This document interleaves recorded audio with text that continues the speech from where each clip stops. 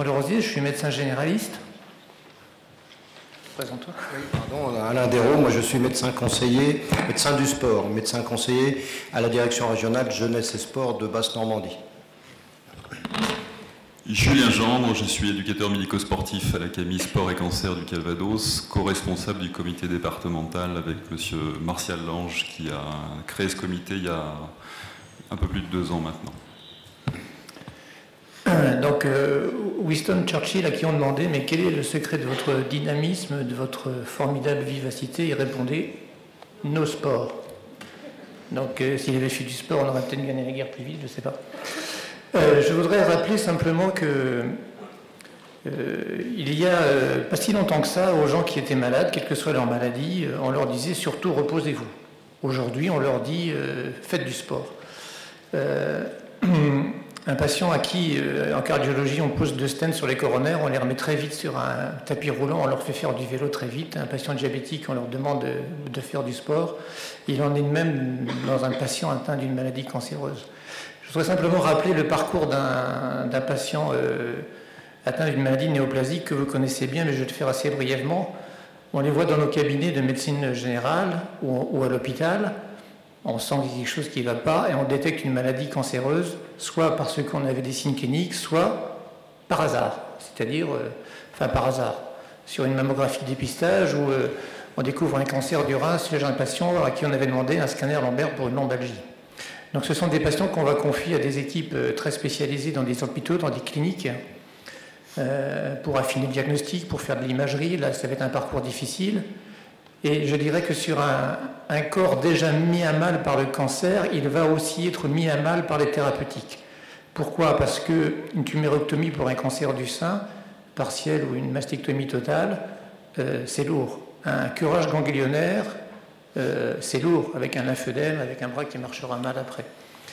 Donc toutes ces chirurgies, toutes ces chimiothérapies qui donnent des effets secondaires majeurs, des nausées, des paresthésies, c'est difficile, ça mérite d'être accompagné. La radiothérapie, ça donne des effets secondaires également, après les thérapies ciblées. Donc il y a une période aiguë de traitement qui dure quelques mois, 6 mois, parfois 1 an.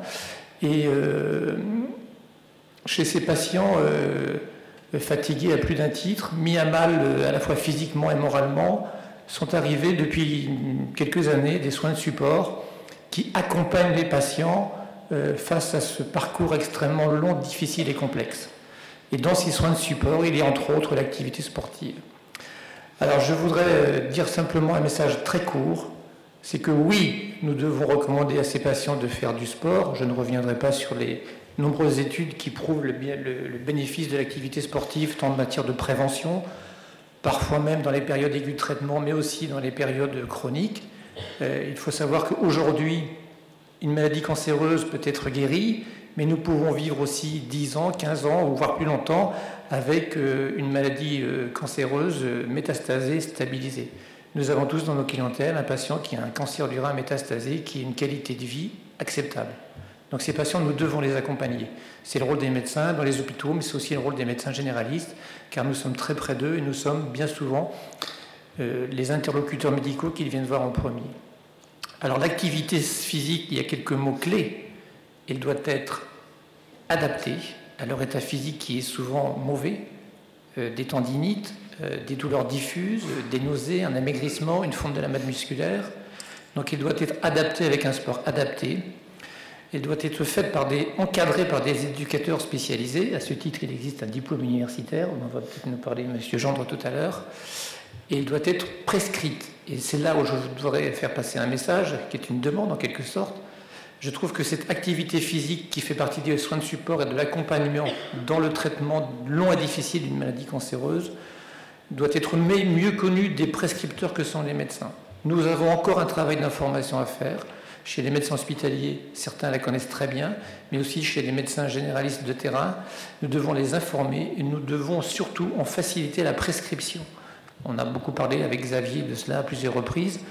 Et mon souhait est que nous ayons sur nos bureaux, dans nos cabinets, des ordonnances qui nous permettent de prescrire 10 séances de marche nordique ou de karaté ou de ce que vous voulez pour ce patient vers un organisme spécialisé, l'IMAPAC, la CAMI, il y en a quand même beaucoup. Et nous devons aller dans ce sens-là. Voilà. Alors, je vais passer la parole au docteur Dérault, en introduisant son propos, en disant simplement que dans cette optique sport et santé, deux ministères se sont rapprochés, le ministère de la Santé et le ministère des Sports, pour avoir des projets. Merci. Pratiquement tout a été dit. Je pourrais presque me dispenser de parler aujourd'hui. En fait, donc, je suis médecin du sport et pas du tout cancérologue. Et je ne viens pas vous parler spécifiquement du sport chez les personnes cancéreuses, mais à la demande de Xavier Blaiseau, je viens vous parler d'un dispositif que l'on commence à mettre en place à la demande des deux ministres de la Santé et de la ministre des Sports, enfin ex-ministre des Sports, qui est le plan régional sport santé bien-être. Alors, clairement, l'activité physique, les bienfaits de l'activité physique sur la santé sont plus à démontrer. On est passé à une autre phase maintenant, et je voudrais simplement vous remontrer deux diapos par rapport à ça, qui concernent le cancer quand même. Vous voyez qu'en termes de prévention universelle, c'est-à-dire pour limiter l'incidence des cancers, il n'y a rien qui arrive à la cheville de l'activité physique, par exemple concernant le cancer du côlon, avec des preuves scientifiques évidentes, et vous voyez ici, c'est-à-dire convaincant, et avec en plus un phénomène d'effet dose, c'est-à-dire que plus on fait de l'activité physique, moins on a de risque de faire un cancer colorectal, et si on en croit toutes ces études, on pourrait penser que si on arrivait à inciter tous les gens à faire de l'activité physique depuis l'école maternelle jusqu'à leur fin de vie, on diminuerait probablement par moitié le nombre de cancers colorectaux. La deuxième chose qui a déjà été abordée, c'est simplement pour parler de prévention, ce qu'on appelait avant la prévention tertiaire, qu'on appelle maintenant plutôt la prévention indiquée ou prescrite, c'est-à-dire l'utilisation d'une action sur des personnes déjà atteintes. Et là aussi, c'est des choses qui sont complètement démontrées. On sait très bien que l'activité physique a une action favorable sur chacun des éléments qui sont présentés ici, avec un focus particulier sur la fatigue. Il a été dit tout à l'heure que la fatigue du cancer ou des traitements de cancer ne cédait pas au repos. C'est quasiment le seul traitement efficace de la fatigue, c'est l'activité physique. Encore faut-il, bien sûr, arriver à la faire passer. Et puis, comme vient de le redire Bertrand Lerosier, on a également une meilleure survie, des meilleures chances de survie avec l'activité physique. Tout ça, c'est démontré, je ne reviens pas dessus. Donc, moi, je vais vous parler rapidement, parce qu'il faut faire ça au pas de course, puis en guise d'apéritif, du plan régional sport santé bien-être. En fait, il faut savoir que c'est un cadeau de Noël que nous ont fait à nous, médecins, impliqués dans la notion de pratiquer une activité physique pour sa santé. C'est un cadeau de Noël que nous ont fait le 24 décembre 2012 les deux ministres donc de la Santé et ministre des Sports, demandant que dans chaque région soit créé un plan régional sport santé bien-être, avec deux principaux objectifs: augmenter le recours aux activités physiques et sportives comme thérapeutiques non médicamenteuses, c'est-à-dire vraiment en alternative des médicaments.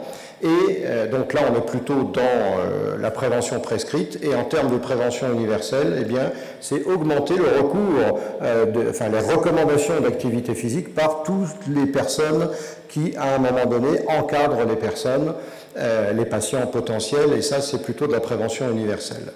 Et ces plans régionaux sport santé bien-être, ils sont co-animés par l'Agence régionale de santé et par la direction régionale jeunesse et sport et cohésion sociale. Ça, c'est les curiosités des regroupements ministériels. Alors voilà comment il se présente, ce plan régional sport santé bien-être, d'une manière très très succincte. Je ne vais pas le détailler, mais vous voyez que l'on a le titre. Ensuite, on a bien sûr un comité de pilotage qui regroupe tout un tas de décideurs institutionnels et territoriaux. Et puis on voit, alors je vais faire comme ça, on voit que ça s'oriente autour finalement donc de la prévention universelle, c'est l'activité physique pour tous, et la prévention indiquée pour les personnes qui sont à besoin dits particuliers. On a les différents publics cibles qui ont été définis par l'instruction qui sont en dessous, et on a les trois axes de travail un petit peu transversaux que l'on a décidé d'adopter pour chacun des dispositifs.